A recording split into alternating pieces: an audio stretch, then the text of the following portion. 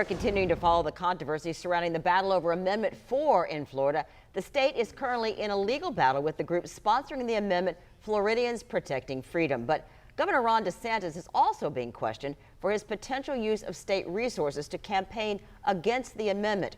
Riley Phillips joins us live now in our studio with more on this amendment, on the campaign against Amendment 4. You've been digging into this today.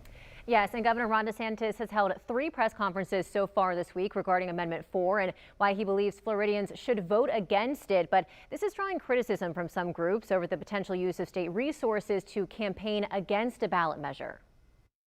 On Monday, Governor Ron DeSantis was joined by doctors for a press conference in Miami advocating against Amendment 4. Then on Tuesday, he made 2 stops, one in Jacksonville and one in Winter Garden. Those appearances were also held with doctors advocating against the amendment. Once it's in the Constitution, there really is no going back. I mean, practically speaking, you're not going to be able to fix any problems that will inevitably come out when you have these types of things. According to reporting by the Associated Press, DeSantis held these press conferences in his official capacity as governor, meaning state resources were used for planning and travel. First Coast News is still working to independently verify these claims. We've made multiple requests over the last 2 days for clarification, but those requests have not been answered yet. The use of state resources is being criticized by some groups, including Amendment 4's sponsor, Floridians Protecting Freedom, and the American Civil Liberties Union of Florida. Keisha Mulford, the senior communications strategist for ACLU Florida, called the governor's actions dangerous. We are expending money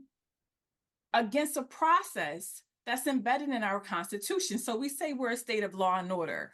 What about this? The latest polling data from the University of North Florida shows 60% of respondents would vote yes on the amendment. The governor has repeatedly expressed his disapproval with the amendment's language, calling it vague and misleading. While he has not announced whether any more of these press conferences will be held ahead of Election Day, Mulford believes this is setting a bad precedent for future state leaders. And Floridians who want the government out of women's health care, who are sick and tired of government interference. So what we are seeing is a precedent that anyone can come in after this leadership and just do whatever they want if they disagree with the vantage point.